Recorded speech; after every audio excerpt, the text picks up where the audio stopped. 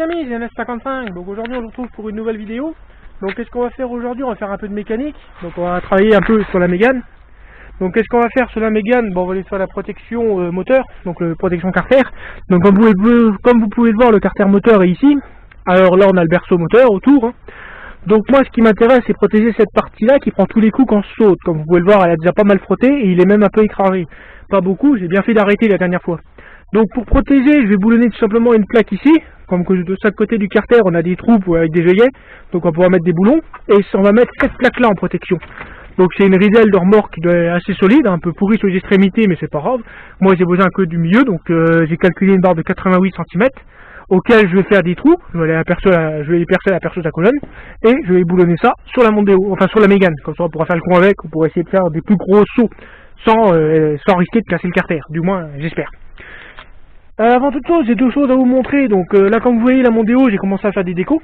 Donc le 55 sur le capot et mes initiales sur le côté. Je suis en train de la renforcer à l'intérieur. Donc j'ai mis de la ferraille et des rails. Donc là, je suis en train de la souder. J'ai mis un pare-buff à l'arrière.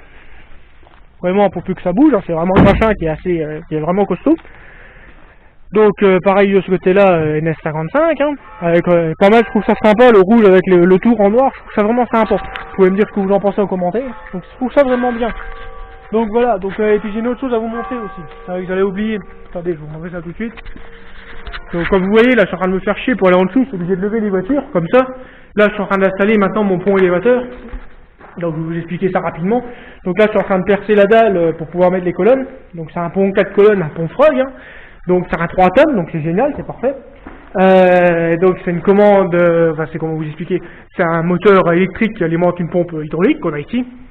Cette pompe hydraulique envoie de l'huile dans un vérin qui se trouve sous ces draps plats, et quand le vérin il sort, bah, tout simplement il tire sur les câbles, et le pont il lève, quoi. C'est vraiment un système très basique et très fiable, ce qui est génial, quoi. Donc c'est un pont que j'avais acheté il y a quelques années, et je vais enfin pouvoir l'installer, ce qui fait que je vais pouvoir faire des super vidéos maintenant.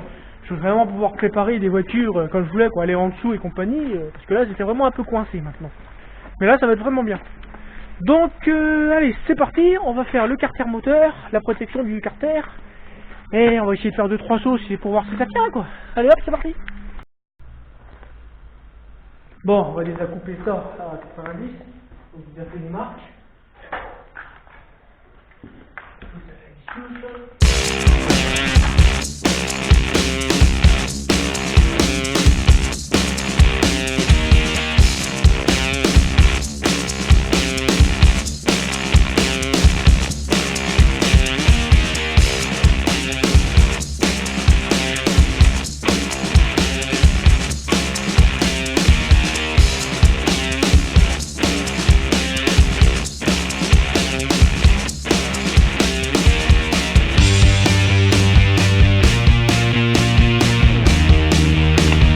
Bon, et ben voilà une jolie plaque de protection pour un carter moteur.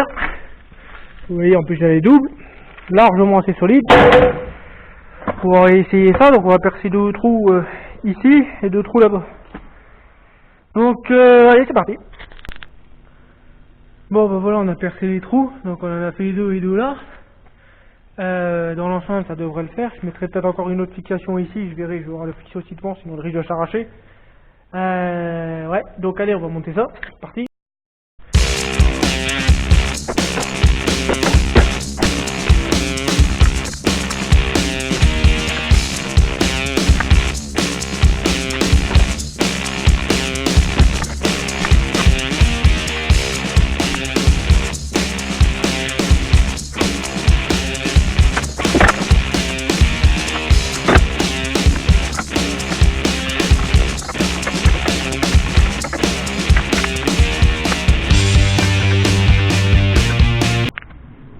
Bon, donc on se retrouve, voilà, donc on a mis la protection moteur. Donc comme vous voyez, c'est pas si mal, c'est bien solide, ça devrait pas bouger normalement. Donc on va aller tester ça, on va essayer de faire quelques sauts, on va voir si ça tient. De toute façon si elle s'arrache et qu'elle est dans l'air, c'est ça. Mais bon, donc on va essayer ça tout de suite. Allez hop, c'est parti.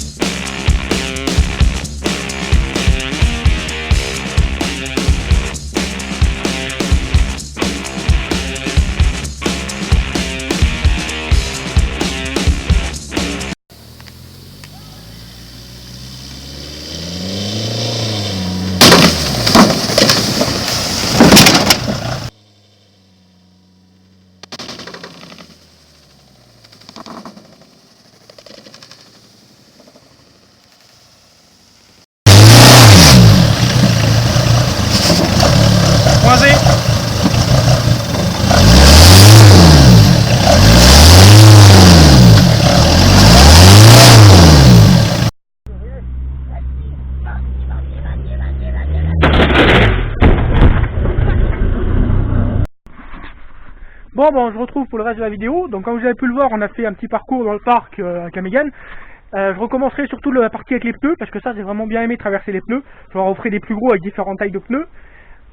Concernant la Mégane, donc avec les modifications que j'ai fait ce matin, donc la protection moteur, c'est parfait. Elle est toujours dessus, le carter est pas troué. Même si on a de la cage, comme vous pouvez le voir, on a arraché le pare-choc. Elle est un peu pliée parce que j'ai du mal d'ouvrir la porte passager, donc je pense que la caisse a dû un peu bouger. J'ai pas ouvert le capot pour voir à l'intérieur, on va essayer de voir ça, on va voir. Pour voir si ça a bougé quelque part, je sais pas, peut-être le berceau ou autre. On va regarder ça. Donc on va ouvrir le capot.